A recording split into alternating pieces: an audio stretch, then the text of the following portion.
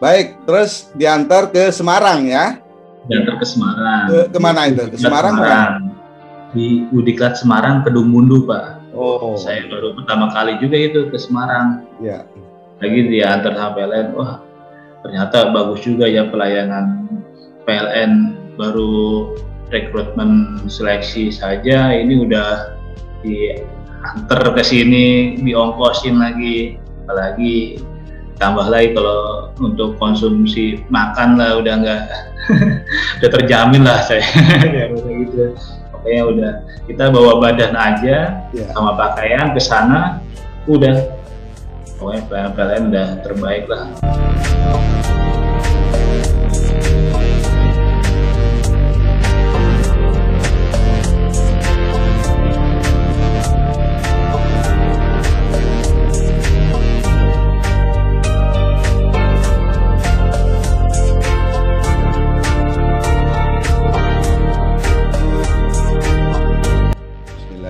Assalamualaikum warahmatullahi wabarakatuh.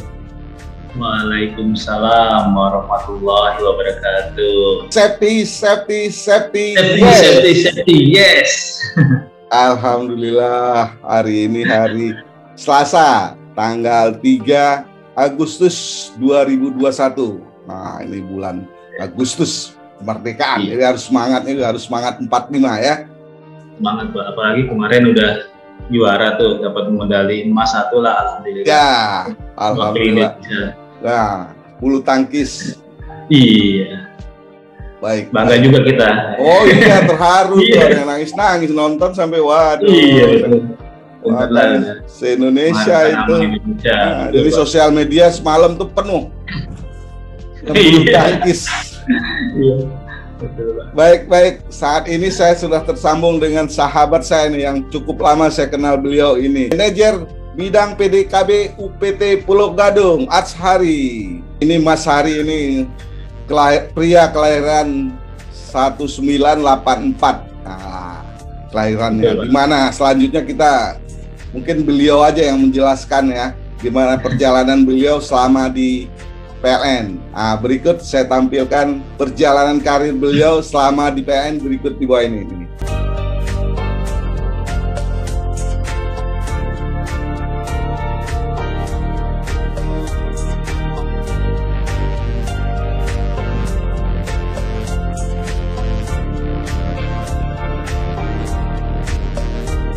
Baik, Mas Hari.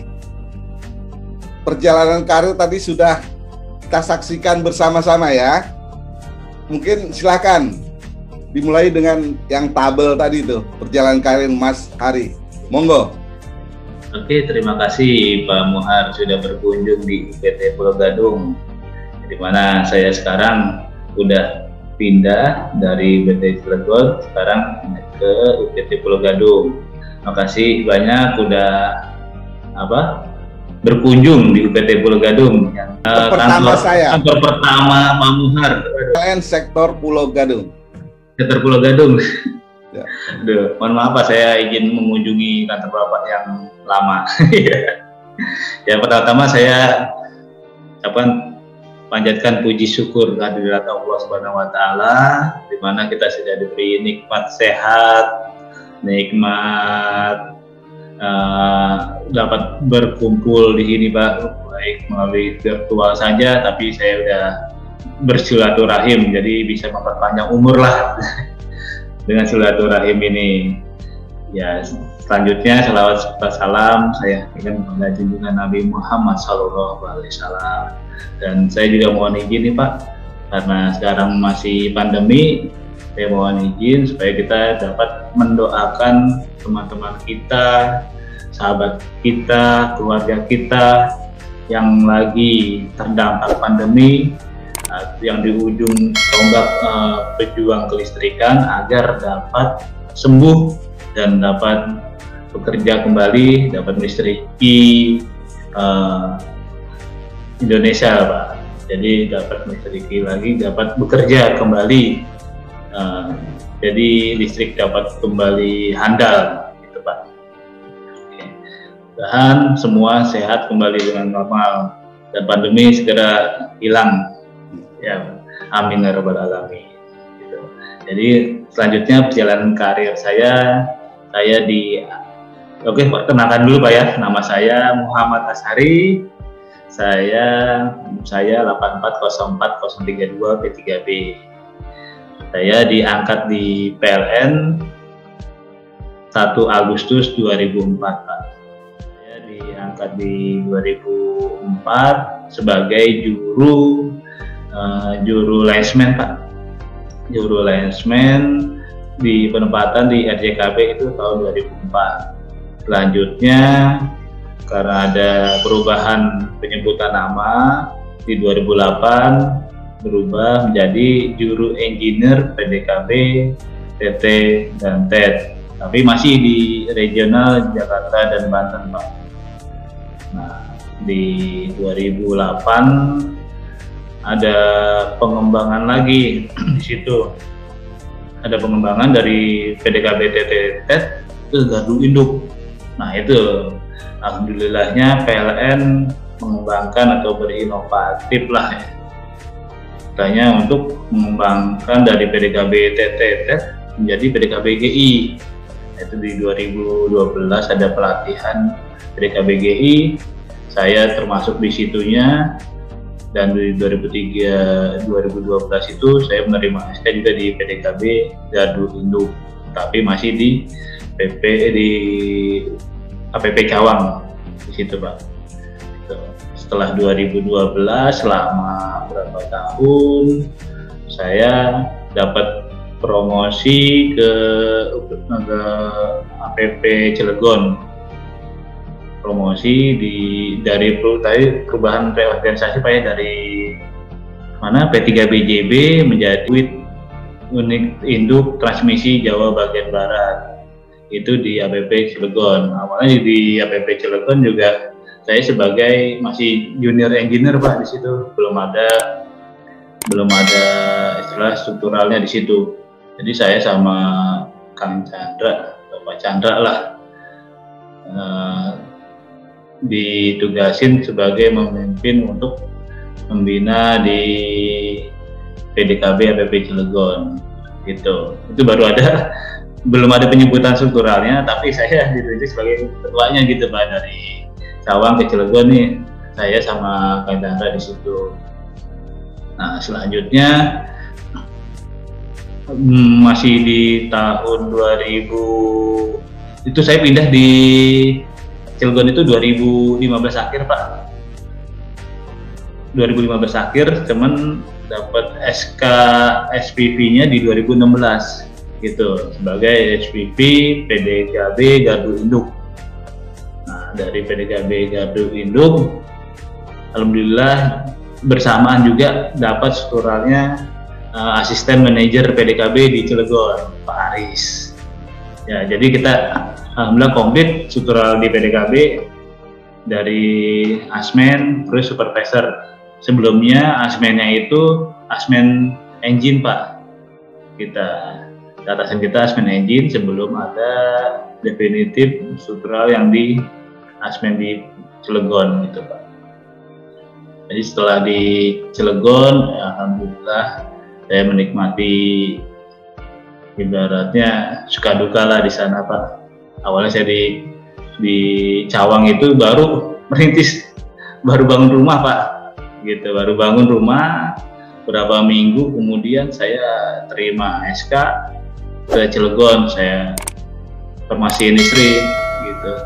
Ini dapat SK ke Bekasi ke Cilegon, ini gimana gitu. Wah sampai istri sebenarnya sih sedih juga Pak, gitu. Karena kan baru menempati rumah gitu, harus pindah lagi. Terus saya di Cilegon, istri di Jakarta. Jadi tiap minggu saya PJKL lah, pulang Jumat kembali Ahad. Ya itu cuma 4 bulan saya mengalami untuk long distance gitu Pak. Jadi selama 4 bulan itu saya pulang pergi, selanjutnya saya mengambil rumah atau tinggal di Cilegon. Jadi selanjutnya istri saya bawa ke Cilegon, jadi biar aman aja. Jadi karena kalau dekat keluarga kan kerja itu apa ya, kerja lebih semangat gitu, tidak ada pikiran yang jauh. Tapi tetap selama istri pindah ke Cilegon, adaptasi awalnya itu ya susah juga Pak. Dari lingkungan yang rame di Jakarta ke Cilegon itu sepi Pak, gitu. Apalagi pas bulan puasa. Bulan puasa itu toko pada tutup Pak, gitu. Dari pagi sampai sore toko tutup, apalagi tukang sayur. Itu untuk masaknya jadi susah gitu. Kalau Jakarta kan ya, rame pagi ya aja, iya rame, pagi ada yang makan. Ya di sana kan ada ini, ada sate bebek. Nah iya, tapi tetap aja kalau bulan puasa kan sore bukanya gitu. Kalau pagi, kalau Jakarta pagi aja udah ya. Ada yang gelar tuh Pak, yang ditutup hordeng kakinya masih gantung. Ya kalau Cilegon ya kita harus adaptasi. Akhirnya sampai di 2020 saya dapat rotasi dari PDKB GI ke PDKB Jaringan. Itu karena saya udah 4 tahun di PDKB Garut, harus rotasi gitu Pak, ke PDKB Jaringan. Itu alhamdulillah istri sudah entahlah udah 4 tahun di sana. Sekarang dapat SK mutasi atau promosi ke balik lagi ke Jakarta, tapi beda UPT gitu. PT Pulau Gadung sebagai PLT manajer bagian PDKB Pulau Gadung. Itu tepatnya di SK-nya per 1 Juni Pak. Ya per 1 Juni kemarin, cuman aktif kita di Juli gitu, per Juli di sini. Nah, alhamdulillah walaupun dekat keluarga, tapi tetap penanganan di Cilegon itu susah dilupakan juga gitu Pak. Hari gitu udah betah di sana, banyak istilahnya teman, banyak itu, banyak keluarga lah, jadi keluarga baru. Tapi saya alhamdulillah Pak, jadi menempati ada 3 tempat yang berbeda gitu. Jadi dapat keluarga barunya. Pertama di Cawang, keluarga baru. Terus di Cilegon lagi kita berkumpul dengan berbeda karakter orang gitu Pak, Cilegon. Tapi alhamdulillah kita bisa menyatu gitulah. Jadi PDKB di sana juga harus juga Cilegon gitu. Nah saya dapat kesempatan di PT Pulau Gadung yang dimana baru juga ini Pak, gedungnya baru juga. Jadi peralatan juga nanti hibahan dari UPT yang ada di UITBB, kayak dari Bersambi, dari Cilegon, dari Cawang. Personilnya juga transferan dari Cilegon dan Cawang. Gitu. Baik, jadi posisi sekarang udah di PLN UPT Pulau Gadung ya? Iya. Sebagai manajer bagian PDKB. Mas Ari, waktu itu sekolahnya sendiri di mana? Kita lari ke belakang sebentar. Sekolah saya itu dari TK, SD, SMP, STM, itu di Jakarta semua Pak. Tapi berbeda-beda daerahnya gitu. Dari SMP ke STM itu pilihan saya Pak. Soalnya kalau orang tua aku kan guru Pak ya, guru SD. Jadi kayak membimbing nanti anaknya itu jadi guru lagi gitu Pak. Itu jadi planningnya, pembimbingannya jadi ke SMA, nanti SMA kuliah ke keguruan gitu. Karena kayak proses itu lebih mudah mencari kerjanya gitu, karena bapak guru juga. Nah, saya karena passionnya bukan di guru, saya agak membelokkan sedikit gitu. Saya memilih ke STM. Nah, STM ini alhamdulillah juga, orang tua juga kalau pas diterima sih alhamdulillah. Tadinya juga bingung, STM nih susah juga nanti gitu, gimananya karena jauh dari rumah gitu. Biasanya kalau SD SMP itu nggak terlalu jauh dari rumah. Nah ini STM terlalu jauh gitu. Gitu harus naik bis, itu mungkin orang tua khawatir di situ Pak. Gitu. Karena STM itu daerah Rawamangun, ya sebenarnya dekat juga sih sama kantor Pulau Gadung sekarang gitu. Orang tua lama udah di Jakarta, orang tuanya sendiri? Orang tua dari tahun 82 sudah di Jakarta. Tadinya dari mana sebelumnya? Tadinya di Purworejo Pak. Gitu. Purworejo, terus di sini dapat dinas di sini sebagai guru di SD daerah Menteng Pak. Di Gunung Dia. Jangan-jangan gurunya ini lagi ya, Barack Obama lagi ya? Iya, tapi enggak di udah lewat Barack Obama sebelumnya. Baik, setelah tamat STM, gimana? Emang mau kerja atau mau lanjut kuliah gimana waktu kala itu? Jadi kalau niatan saya tuh sebelum jenjang ke kuliah, saya tuh sebenarnya niatnya tuh mencari kerja dulu Pak, karena saya pikir nih ekonomi lagi tahun 98 kan lagi masa krisis ya Pak ya, di situ ya orang tua yang bekerja cuma satu gitu, Bapak doang. Nah Ibu kan pengusaha sembako, di rumah juga pengusaha menjadikan anaknya yang sukses gitu Pak. Ya saya juga nggak mau menambah beban lagi, saya mencari ya kan, karena sebelumnya saya juga di STM itu kan 4 tahun Pak ya, jadi setahunnya itu ada program magang. Nah saya dapat magang di PT Siemens Indonesia di Pulau Mas Pak, itu bagian kayak wiring dan otomasi gitu Pak. Jadi kayak bikin panel proteksi, panel kontrol yang ada di PLN itu ada di mana Siemens itu. Jadi saya tahu banyak tentang wiring gitu Pak, untuk membuat kayak gitu. Wiring, kabel-kabel arah mana gitu di situ. Selama 6 bulan di situ. Nah dari situ 6 bulan kan harus ada tugas akhir dari sekolah Pak. Dari tugas akhir sekolah itu pas berbarengan katanya ada lowongan di PLN. Tadinya saya kalau misalnya nggak ada itu, saya bisa menjelang ke kuliah dulu lah gitu, kayak di Politeknik D3 gitu Pak. Jadi untuk melamar kerja saya ada bekal untuk kuliah dulu gitu. Karena ada lowongan ya udah saya manfaatin tuh.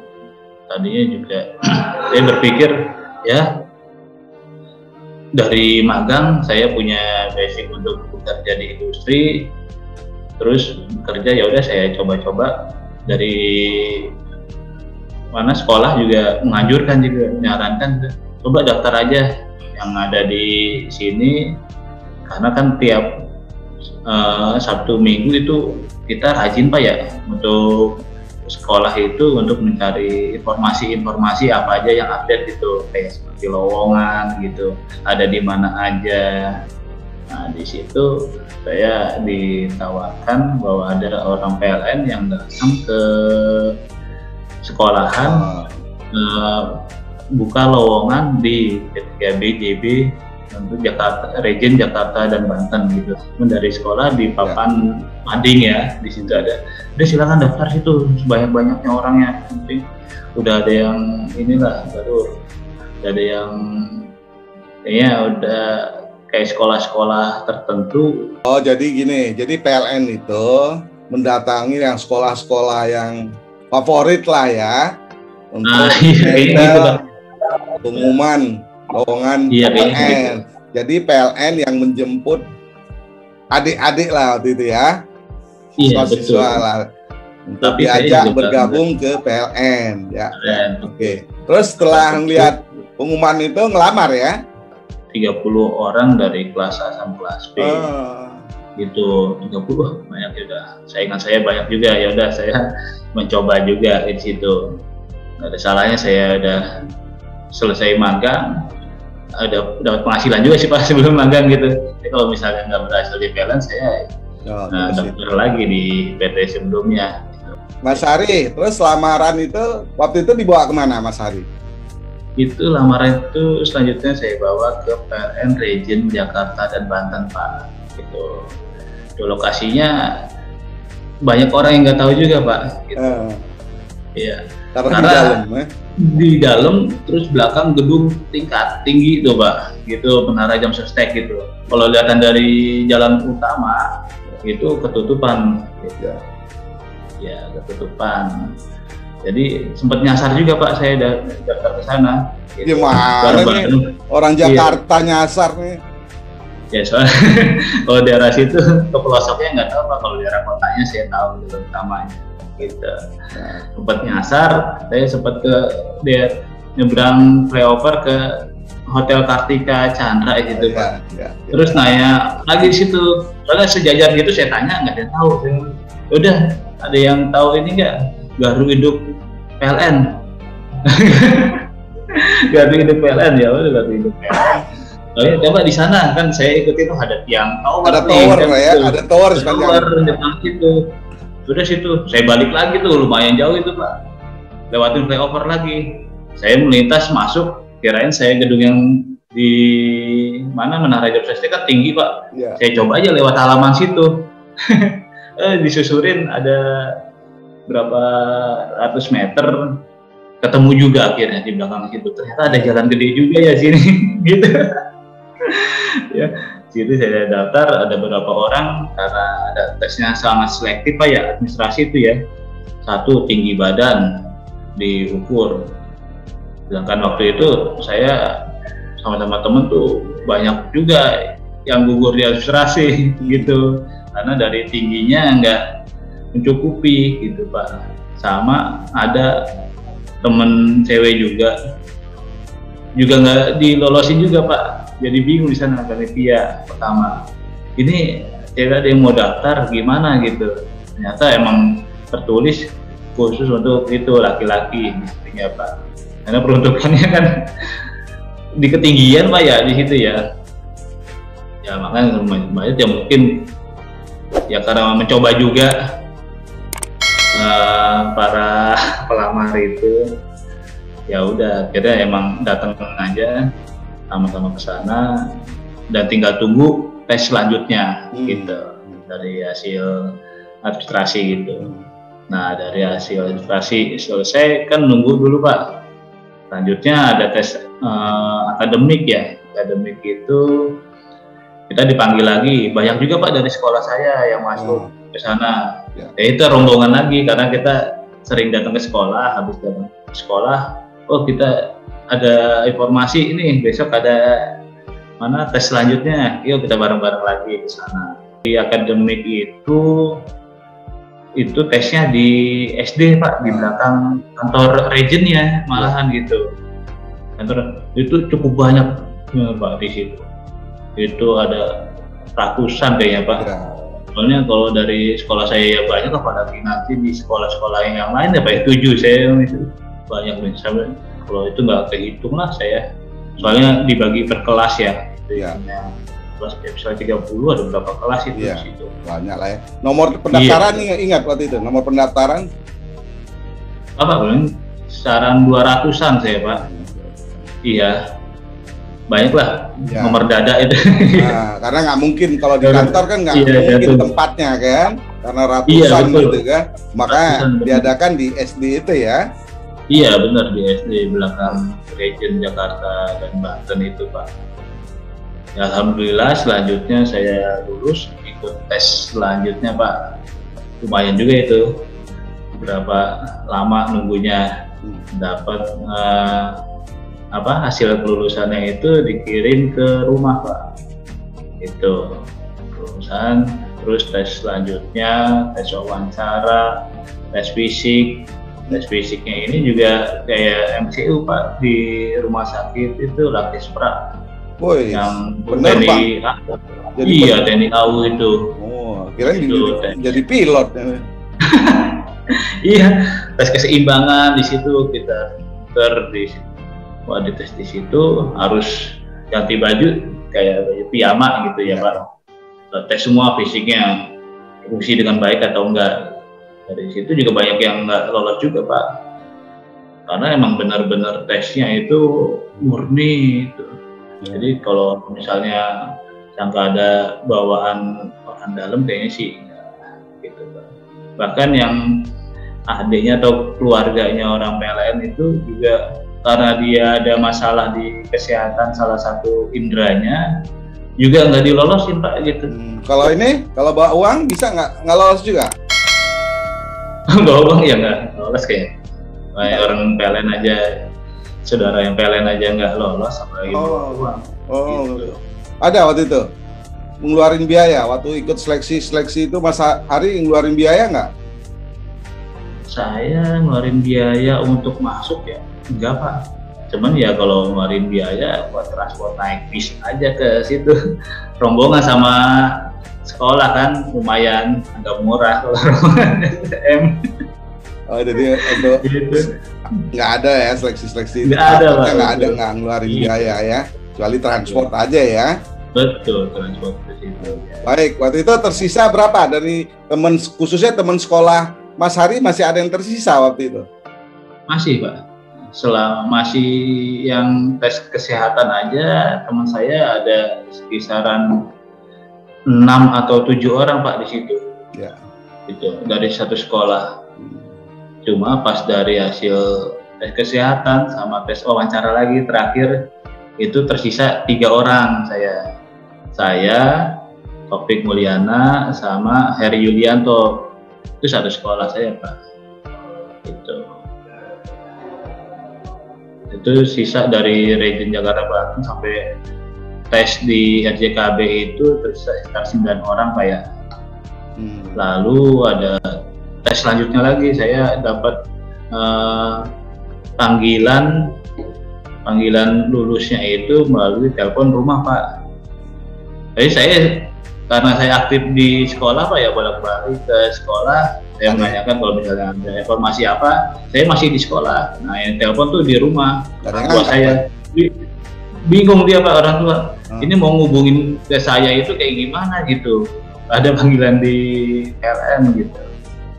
Nah dilalanya saya ada teman juga Pak ke sekolah gitu, udah dapat informasi belum gitu, lulusannya ini hari ini gitu. Saya ditelepon lulus gitu Pak, ya gitu lulus.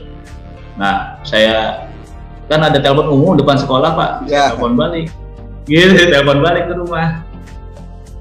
Jadi untuk yang angkat orang tua saya, mama saya, ada telepon dari PLN enggak gitu. Ternyata oh iya nih ada. Gimana sampai pusing juga dia, karena tadi mau hubungin ke siapa, teman nggak ada dari rumah itu ke sekolah gitu. Udah hubungin, dia harus langsung ke kantor lagi, ke Region Jakarta dan Banten lagi ke sana. Ya udah saya datang ke sana, ternyata harus berangkat ke Semarang gitu Pak.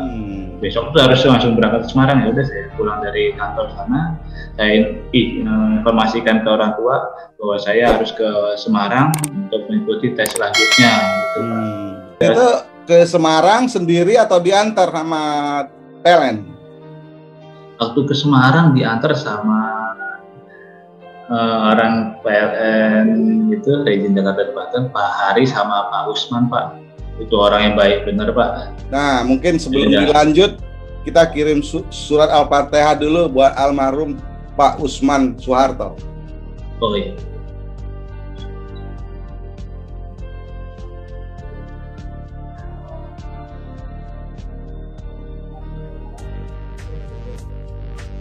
Baik, terus diantar ke Semarang ya? Diantar ke Semarang. Kemana itu? Ke Semarang?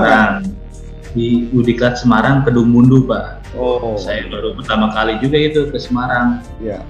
Lagi diantar sama PLN, wah ternyata bagus juga ya pelayanan PLN. Baru rekrutmen seleksi saja ini udah diantar ke sini, diongkosin lagi, apalagi tambah lagi kalau untuk konsumsi makan lah udah nggak udah terjamin lah saya. Gitu. Pokoknya udah kita bawa badan aja sama pakaian ke sana, udah pokoknya PLN udah terbaik lah. 2003 itu ya ibaratnya masih krisis lah istilahnya, lamaran juga ibaratnya jarang sekali Pak. Lamaran-lamarannya bagus di Semarang. Baik, terus di Udiklat Semarang sendiri ngapain? Di Udiklat Semarang saya sampai sana di mes, tinggal di mes. Pak almarhum Usman sama Pak Hari itu, wah ninggalin kita ya di sini. Pak ini gimana? Oh iya ninggalin kita di situ. Mas kita harus balik dulu karena sudah sampai tugasnya saya cuma mengantarkan sampai Udiklat Semarang gitu Pak. Wah ditinggal, ya udah tinggal bersembilan dulu. Udah Pak, terima kasih banyak Pak udah sampai sini. Selanjutnya urusan seleksinya diserahkan ke Udiklat Semarang Pak. Gitu. Tinggal ya udah kita gimana ya? Wah, udah jadi keluarga baru lagi tuh. Yang udah lulus seleksi. Ke sana juga ditempatin, ketemu juga dari RJBR 3 orang Pak. Itu Region Bandung ya. Region Jawa Barat. Jawa Barat, Region Jawa Barat. Itu ada 3 orang yang lulus seleksi. Gitu. Sebelumnya saya juga nggak tahu Pak, yang pas seleksi di mana di RCKB itu yang lulus diambil tuh berapa orang sih? Saya tanya Pak Usman sama Pak Hari itu nggak tahu Pak dia. Ini kan udah seleksi, udah dari banyak sedikit, terus diseleksi lagi Pak, gitu sampai 9 orang lulus. Udah sih nggak tahu dia gitu.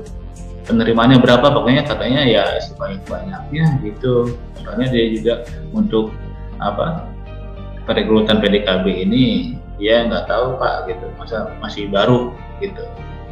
Diambil berapanya, tapi yang lolos ya udah seleksi, ya udah hasilnya 9 orang dari region Jakarta dan Banten. Karena kita kumpul, terus lalu di tes lagi Pak, bukannya langsung pendidikan ya. Kita tes lagi di situ, tes wawancara juga lagi, tes keseimbangan. Kirain udah langsung lulus diklat aja. Oh ya masih tes lagi di situ. Ya udah hasil dari situ kita dikumpulin sama kayak sebelumnya yang di region Jakarta dan Banten ada tes lagi.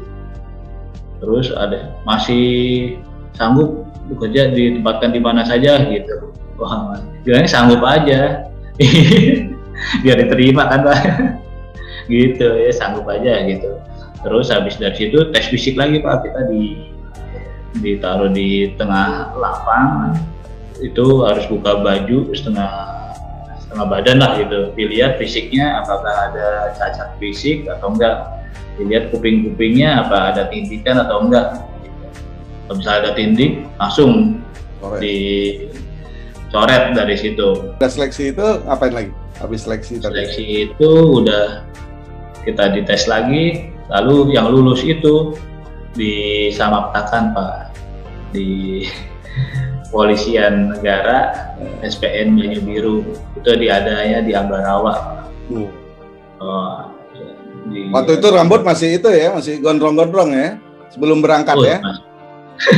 Masih saya kan ikal Pak, rambutnya tuh udah kalau panjang dikit udah agak gulung-gulung, main gondrong gitu ya. Gitu. Ya. Terus masuk ke Banyu Biru ya? Banyu Biru itu dididik selama 1 bulan Pak. Wah itu benar-benar itu pembinaan secara fisik, mental, serta kita ibaratnya survival gitulah Pak. Bertahan hidup serta leadership di situ ada juga Pak. Lama ya, juga. Saya dari Jakarta kan itu pesawat kan harus fisiknya Pak. Ya. Nah saya di Jakarta tuh baik yang dari Jakarta yang fisiknya itu ya kurang gitu. Tapi ya ikutin, alhamdulillah lancar sama di sana. Alhamdulillah malah kebentuk fisik saya gitu. Malah bagus di sana. Gitu. Tidur makan latihan aja itu ya sebulan ya. Betul Pak. Nggak ngeluarin biaya apa-apa itu ya. Iya. Tapi ya alhamdulillah di sana tuh emang kebentuk kayak doktrin mindset kita berubah Pak di situ ya. Jadi itu kayak bela negara lah. Baik. Di sana selama 1 bulan ya di Banyu Biru. Terus selesai dari situ Mas Hari kemana lagi? selesai di Samaptaan Banyu Biru, balik lagi Pak ke Udiklat Semarang untuk pelatihan offline-nya gitu. Jadi tanpa pertegangan terlebih dahulu, untuk pemeliharaan transmisi secara tanpa pertegangan. Kita didiklat di sana sama instrukturnya Pak Rukiman, Pak Rondo, Pak Marusono, Pak Suparjo. Dari diklatnya Pak Ajat itu, dia juga ada di KB juga. Udah dapat uang saku waktu itu? Dari Samapta aja saya dapat uang saku juga, pasti nggak heran kok. Dari Samapta udah di Gembleng Pendidikan saya dapat uang saku, pas diklat dapat uang saku. Wah, alhamdulillah baik juga nih, lumayan buat jajan juga di sana. Karena kan ya dari keluarga juga, saya juga di mana waktu itu juga kan ada telepon rumah Pak. Saya sering juga telepon ke rumah melalui wartel dulu adanya. Ya, gimana cerita-cerita di Udiklat? Wah, aman di sini, alhamdulillah terjamin, saya bilang gitu. Dapat uang saku lagi. Benar ya, dia jadi merasa keluarga di sana Jakarta merasa inilah tenang gitu Pak, nggak khawatir, terlalu khawatir. Dan di sana udah saya ya udah nyerahin ke Diklat aja. Berarti pelatihan itu ya, pelatihan itu selama 6 bulan ya? Selama 6 bulan itu offline Pak. Offline ya? Di situ pelatihan manjat tower. Oh baik, waktu itu manjat tower mana itu? Ketinggian berapa waktu itu? Tower bawah itu Pak, Udiklat Semarang tuh ada tower yang di bawah tuh. Itu lumayan tinggian sekitar 30 sampai 40 lah. Memperkirakan segitulah tingginya. Itu kali pertama? Iya betul Pak. Itu babat alas juga dulu banyak. Itu kan kayak rawa-rawa Pak ya di bawah tuh ya. Saya juga jadi antar tower ke tower itu kita yang babat alas, jadi sering buat pekerjaan, jadi lega tuh buat jalannya. Ngasih tahu ke orang tua di Jakarta bahwa manjat tower? Oh, kasih tahu Pak. Emang pas pelatihan atau pas seleksi di RCKB itu kita ditampilin video Pak. Wah, video itu ada di Timur Tengah kayaknya, daerah Timur Tengah. Bahwa dia pekerjaannya tanpa pertegangan loh gitu. Saya kira itu untuk melatih mental aja nih Pak. Berani nggak berani nggak lolos seleksi ya Pak ya gitu. Naik ya begini gitu. Karena di sekolah juga nggak diajarin untuk pelatihan manjat gitu. Beda ya dari sekolah ke industri atau ke perusahaan gitu Pak ya. Pelajaran di sekolah beda sama di itu, ya udah masih berani gitu. Saya juga suka tantangan juga karena di situ lihat tuh dia memakai peralatan yang khusus juga kayaknya, pakai harness gitu ya. Kalau itu tahunya harus dia manjat, wah dia jangan kenapa-napa, berarti kita harus bisa nih gitu. Saya bilang dalam diri saya, kita harus bisa nih kayak gini, jangan mau kalah sama orang luar negeri gitu. Baik, setelah 6 bulan di Udiklat Semarang? Setelah Udiklat di 6 bulan itu kita di OJT kan Pak, di mana RCKB gitu, di unit, balik lagi ke unit, udah sekalian penempatan unitnya masing-masing gitu Pak. Jadi bisa itu selama 2 bulan. Itu ya melatih selama kita pelatihan itu apa aja yang diajarin, di OJT kan, diaplikasikan di lapangan. Kalau di lapangan kita benar-benar towernya ternyata lebih tinggi dibanding yang ada di Udiklat Pak. Ya. Terus di situ kita ditugasin untuk pembersihan isolator, cleaning isolator lah Pak gitu. Terus ada penggantian isolator gitu, tapi secara offline tanpa pertegangan. Gitu.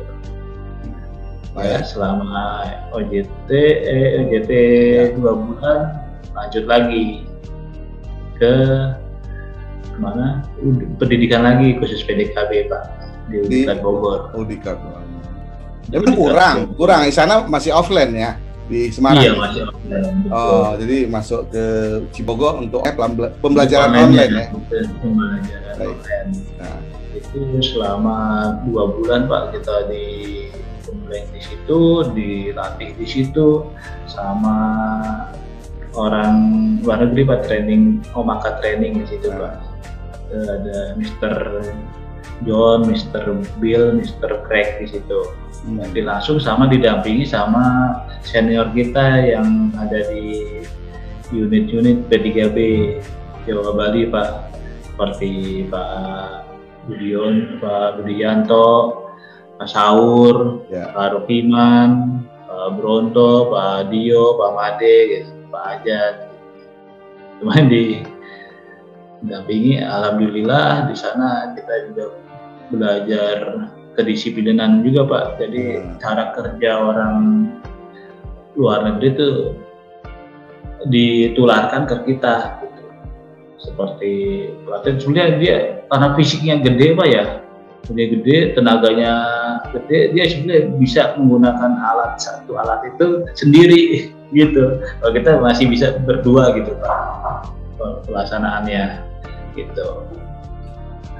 Berapa lama waktu itu di Bogor dan nyentuh touching pertama di mana Mas Hari waktu itu? Touching pertama itu di jalur Bogor Baru Pak, masih di 150 kp. Malam sebelumnya berdoa nggak itu? Oh iya Pak. Kan dikasih tahu dulu biasanya kan, mau nyentuh besok. Betul, nyentuh besok berdoa juga karena belum pernah nih. Sebelumnya ya karena latihannya offline, menggunakan hosting, dan kalau yang paling penting kan barehand, pertegangan langsung nyentuh tegangan Pak ya. Jadi di situ udah dicoba satu persatu, ayo coba. Karena udah dicontohin, ya udahlah kita berani juga di situ, gitu. Contohin berani satu persatu ya, pertama sempat ragu juga. Akhirnya baik yang nyoba berani, terus kita disuruh mencium itu konduktor Pak yang hitam itu. Ternyata nggak kenapa-napa nih. Ya udah kita menjadi yakin di situ, gitu, bahwa pertegangan kita udah menyatukan satu potensial, udah aman karena kita emang diajarkan ada jarak aman tertentu Pak yang diizinkan gitu. Berarti selama 2 bulan itu ya? Iya betul. Nah, selama 2 bulan kembali lagi ke Regen. Balik lagi ke Regen. Baik.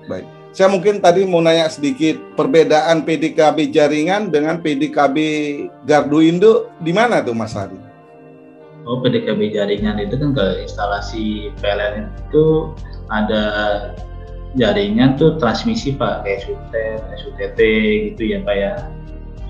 Itu ada tower-tower yang menyalurkan listrik dari pembangkit ke distribusi serta sampai ke konsumen, itu sebutnya jaringan Pak, pemeliharaan jaringan di situ. Jadi anomali-anomali yang ada di tower-tower itu yang mengerjakan tugasnya dari PDKB jaringan. Nah, sedangkan PDKB Gardu Induk, yang di Gardu Induk kan ada halaman switcher gitu Pak. Jadi komponen MTU yang ada di Gardu Induk itu yang mengerjakan wilayahnya bagian PDKB Gardu Induk Pak, kayak PMT, PMS, gitu, LA, itu bagian dari PDKB Gardu Induk. Gitu. Baik. Berarti ada perbedaan juga pendidikan di PDKB transmisi dan Gardu Indo, instrukturnya beda ya? Betul Pak, beda. Kalau di transmisi itu yang mula-mula itu kita training sama Omaka training. Itu instrukturnya dari New Zealand Pak. Gitu. Nah kalau yang Gardu Induk itu training sama Terex Ridge, instrukturnya dari Brazil Pak. Oh, berarti yang PDKB jaringan tadi udah di Udiklat Bogor ya pelatihannya? Iya. Iya. Terus kalau ini untuk Gardu Induk, PDKB Gardu Induk sendiri di mana pembelajaran Mas Hari waktu itu?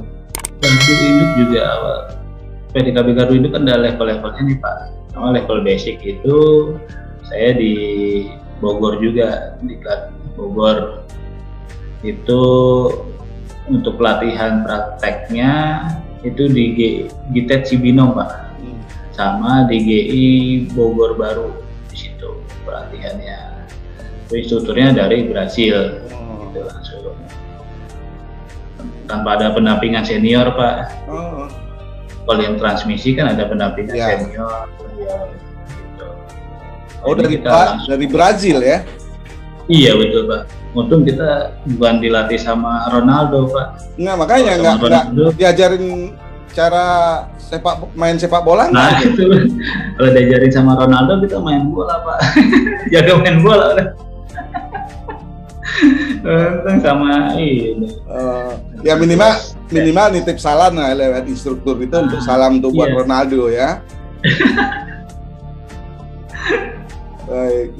Berarti Mas Hari sekarang udah menguasain PDKB jaringan dan PDKB Gardu Indo ya. Dua-dua pembelajaran kan udah Mas Hari lakukan ya. Betul. Pak, tapi ada cerita unik juga nih Pak saya di PDKB. Jadi pertama masuk ya Pak. Pertama launching PDKB di mana di Gandul tuh.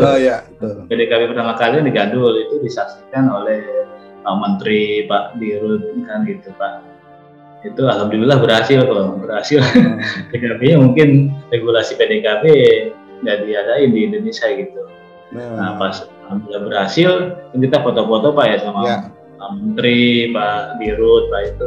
Ada saya ada di sini. Iya. Kan sebelumnya saya cerita juga ke orang tua, Pak besok mau ada launching PDKB, doain ya kayak gitu. Ya udah besok kalau misalnya ketemu Pak Dirut titip salam ya gitu Pak. Terus saya sampein salamnya gitu, bukan ke Pak Dirut tapi ke Pak Herman Daniel, ke direksi TND. Nah soalnya yang ada di situ yang dekat saya Pak direksi, daripada ntar nggak ketemu, soalnya kan ambis itu di acara lain Pak ya, geser-geser ya. Pak dapat salam dari bapak saya. Bapak kamu siapa? Bapak saya bilang ini Pak gitu.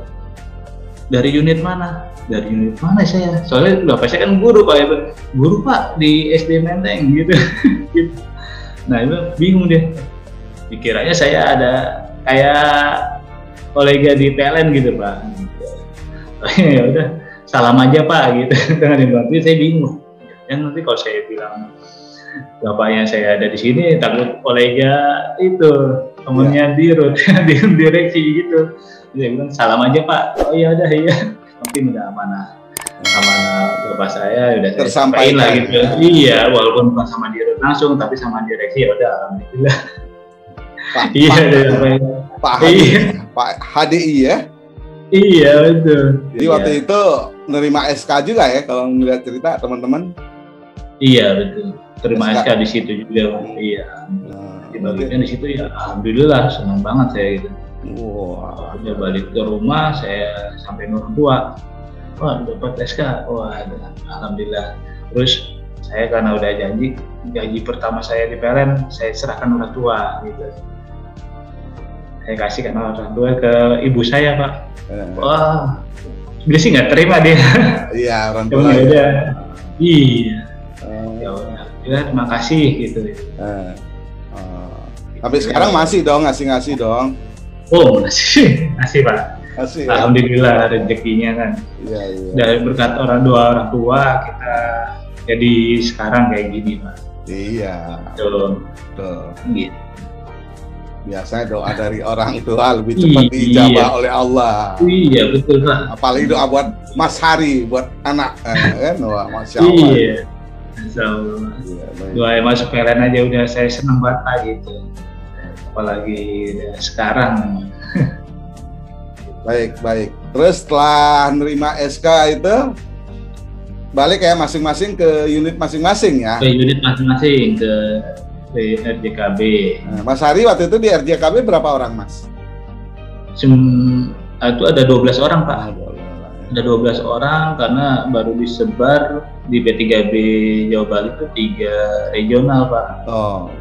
Gitu. Jadi tiap regional itu diisi 12 orang gitu. Sama seniornya dulu masih ada Pak Bambang di RJKB itu, Pak Bambang, Pak Saur, Pak Bronto juga masih di RJKB dulu, sama almarhum Pak Wahyu.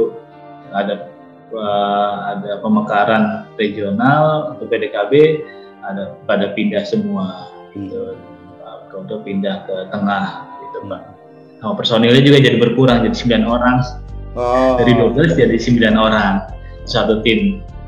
Itu satu tim untuk nanganin Jakarta Banten. Waduh, lumayan itu tower-tower yang belum diperiksa awalnya. Wah, banyak banget yang flashover Pak di situ. Jadi setahun tuh nggak berhenti. Nah, tadi kan launching yang digandul. Iya betul. Nah, terus yang real kerja PDKB pertama kali bagi Mas Hari di mana tuh Mas? Tepatnya tuh jalur surga Pak itu. Suraya Gandul dulu, kan dulu masih panjang ya sebelum dipotong di Balaraja itu Suraya Gandul. Cuman towernya saya lupa Pak di situ. Cuman karena banyak tower yang flash jalur situ, ya kalau melihat towernya banyak juga soalnya di situ. Dan dengan ketinggi isolatornya udah ribuan kali Pak. Jadi situ pertama kali online gitu ya? Iya betul. Suraya Gandul. Ada sesuatu di waktu pertama kali online itu gimana Mas Hari? Wah, pertama kali ya karena kita pengaplikasian dari diklat ke mana? Dari diklat kan towernya itu masih bawahnya masih bagus lah Pak, halaman towernya ya. Gitu.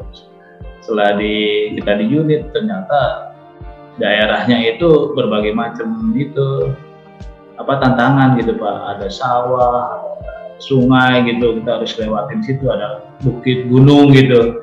Wah, ya tantangan ya udah karena kita udah biasa dulu pelatihan sama Pak juga naik di gunung ya Pak. Ya udah terlatih kita di situ. Udah babat alasnya untuk tower itu. Berarti untuk mencapai suatu tower, lokasi tower itu juga perlu perjuangan juga ya? Iya, betul. Itu belum kerja. Belum kerja betul. Baru mau ke lokasi. Iya betul, harus karena ada lewat mana sawah harus basah dulu, jeblosin ke sungai dulu gitu. Bawa peralatannya. Gitu. Oh, belum bawa peralatannya ya? Iya, bawa peralatan. Ya kan nggak ada tower di pinggir jalan kan nggak ada kan? Iya, gunung gitu ya harus dijalanin apa gitu. Supaya instalasi kita tetap terjaga. Gitu. Jadi sampai sekarang udah berapa tahun di PDKB Mas Hari sendiri? Dari 2004 ke 2001, sekitar 16 tahunan. Gitu. Terus setelah udah 16 tahun berkeluarga, waktu itu tahun berapa Mas Hari? Saya berkeluarga itu tahun 2013 Pak. Nah, setelah berkeluarga juga saya ketemu istri saya di PLN juga. itu lagi magang Pak. Terus lagi magang tugasnya di sekretariat, sering ke PDKB kan gitu. Ngirim surat. Ya saya sih ketemunya sih belum lama juga karena saya sering dinas ke luar juga Pak. Sering dinas keluar. Pas saya mau berangkat dinas itu, wah, saya lihat ada ini bidadari yang lewat. Ada bidadari lewat, ya udah. Saya nggak tahu nomornya, teman saya punya nomornya, saya minta nomor teleponnya, terus saya hubungi itu dia. Oh ya udah. Terus saya ketemunya pas setelah pulang dari itu dinas ketemu, ya udah dia juga habis masa itunya magangnya. Itu ya berlanjut di belakangnya.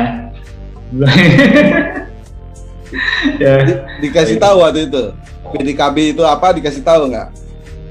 PDKB iya Pak, dikasih tahu bahwa saya kerjanya itu di ketinggian.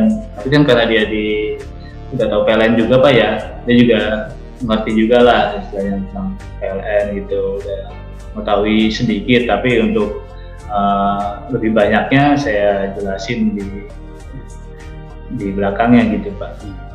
Saya nikah di tahun 2013 Pak. Ya sebelumnya ya banyak saingan juga, teman saingannya nggak sebanyak kayak di PLN Pak.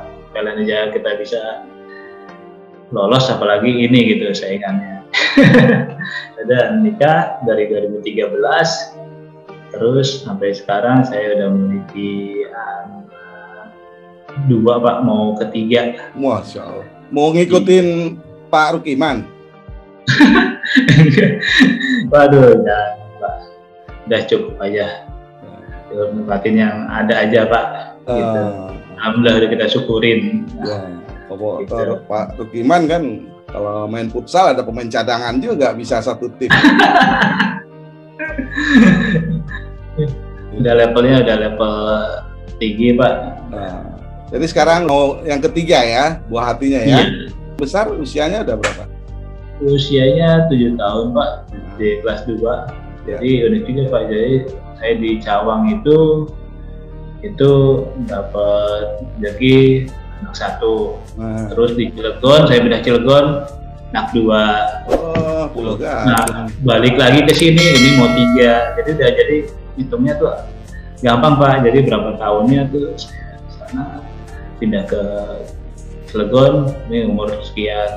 Ntar pindah ke sini umur sekian. Berarti kalau mau ke satu unit lagi ntar nambah lagi ya. Kalau saya sih mau aja, cuman kalau saya udah cukup dulu Pak, belum ini. Iya, baik. Yang dibayangin PLN kan 3. Iya, baik. Mas Hari, dulu waktu ngelamar kan berkasnya diantar sendiri ya ke PLN ya? Iya, betul. Nah, seiringan perjalanan waktu sekarang nggak diantar sendiri lagi dong. Iya. Seiring perkembangan teknologi sekarang biasa cukup di email atau cukup dia ngisi form di website ya. Iya, dikirim resmi dari PLN. Situ lebih biasa ngentri data-data yang dibutuhkan oleh PLN ya. Nah, kalau ngelihat sekarang kan banyak itu penipuan itu gimana? Solusinya gimana, Mas Hari? Kita dulu tuh zaman internet belum ada Pak ya. Kita secara manual harus melalui ke kantornya langsung. Itu sebetulnya lebih aman di situ ya. Nah, kalau sekarang udah teknologi sangat maju, nah itu juga sangat banyak ada penipuan yang berkedok dengan lowongan kerja, itu kita harus berhati-hati juga Pak. Jadi kita harus selektif terhadap lowongan tersebut. Jadi kalau misalnya kita dapat dari share broadcast medsos, misalnya ada lowongan, kita harus selidiki terlebih dahulu apakah ini benar keberadaannya atau penipuan. Kan karena sekarang aja untuk pulsa aja banyak penipuan gitu. Tolong kirimin pulsa gitu. Itu juga. Tapi nggak menutup kemungkinan Pak, yang belum tahu juga itu akan ada yang kena gitu Pak. Gitu. Jadi karena belum ada sosialisasi atau ya lebih baik kita mencari informasi yang jelas dulu sebelum melamar pekerjaan gitu Pak. Misalnya emang ada PLN kan ada website resminya Pak ya. Gitu. Jadi kita harus buka link tersebut apakah benar PLN menerima rekrutmen baru atau enggak gitu. Kalau misalnya emang menerima rekrutmen baru, ya silahkan di situ kita harus mendaftar lamarannya. Tapi kalau dilihat lagi, kalau misalnya penipuan, ada juga nanti yang berkodok harus mengirimkan dana sekian untuk menjadi lolos. Nah itu jangan sampailah situ. Kalian juga harus lihat di situ bahwa di PLN dari dulu sampai sekarang untuk penerimaan kayaknya nggak ada yang untuk mengeluarkan biaya, malah PLN kayaknya memfasilitasi untuk rekrutmen tersebut Pak. Gitu. Iya. Baik Mas Hari, ini waktu sudah hampir jam 8, saya tahu nih kalau di atas jam 8 penuh tuh link Zoom, makanya saya culik Mas Hari ini jam 7, saya bilang jam 7 udah online, saya bilang nggak bisa ya. Iya Pak. Terakhir Mas Hari, masa-masa pandemi ini bagaimana menjaga pasokan listrik dari sisi PDKB sendiri, gimana Mas Hari? Oke Pak, dari PDKB ini karena pandemi Pak ya, pandemi ini karena kita juga tidak bisa melihat virusnya itu seperti apa, tetap kita harus menjaga dengan prokes yang ketat Pak waktu pelaksanaan pekerjaan. Selain itu kita prokes tetap harus mengikuti instruksi dari pemerintah yang harus WFH, WFO Pak gitu. Tapi untuk bidang kritikal kayak PDKB ini, ada emergensi, ada yang harus dikerjakan, itu satu tim full harus meluncur ke lapangan untuk mengeksekusi, apalagi siaga pasokan oksigen ke rumah sakit, Pak. Ini sangat penting sekali nih peran dari PDKB. Jadi jangan sampai listrik itu padam sedetik pun gitu, Pak. Gitu. Jadi untuk pasokan oksigen kalau misalnya terkendala itu rumah sakit bisa makin banyak korbannya, Pak, gitu. Dengan adanya PDKB berarti kita mendukung program dari pemerintah ya. Program pemerintah untuk keandalan sistem ini sangat dibutuhkan sekali, Pak. Ya, di samping itu ya teman-teman PDKB juga prokes juga harus ketat itu. Iya betul, Pak, prokes harus ketat dari ya. Karena corona itu nggak kelihatan, sama seperti strom kan nggak kelihatan. Betul, Pak, strom itu nggak kelihatan. Kita harus mewaspadainya dengan peralatan. Nah, prokes tadi itu, strom itu harus prokes. Walaupun tidak menutup kemungkinan kita beresiko kena juga, Pak. Gitu. Tapi kita harus meminimalisir resiko tersebut, Pak. Gitu. Seperti PDKB harus ada jasa terlebih dahulu supaya kita terhindar dari risiko terbesarnya, gitu. Saya betul perlu pembelajaran. Iya, Mas Hari ya. Betul. Ini terakhir ini benar-benar terakhir. Ada salam buat teman-teman PLN Group dari Mas Hari, manajer bagian PDKB UPT Pulau Gadung. Monggo, Mas. Buat PLN Group semuanya, sekarang lagi masa pandemi, kita harus perhatikan pasokan listrik ke konsumen, jangan sampai listrik ini tidak tersalur dengan baik. Kita harus taati prokes, juga bekerja dengan prosedur dan IK yang ada. Gitu. Mudah-mudahan kita semua terhindar dari terdampaknya pandemi ini dan sehat selalu dan berjuang di listrikan ini agar supaya terus mengalir. Gitu, Pak. Amin, amin ya Allah. Saya mau tanya juga nih, Pak, untuk ini kan channel Loan Tegur Sapa. Saya belum tahu nih loan itu artinya apa singkatan atau panjangan siapa gitu, Pak. Loan Tegur Sapa gitu. Kalau boleh tahu apa sih artinya gitu. Oh, berarti masalah PDKB saya udah mau googling aja tadi kalau masalah PDKB. Nggak tahu masalah Loan Tegur Sapa. Iya. Baik, Mas Hari. Masalah Loan Tegur Sapa ya. Jadi gini ceritanya, Loan Tegur Sapa itu hadirnya kala itu tanggal berapa ya? 18 Juni 2021. Baru sebulan yang lalu lah kan.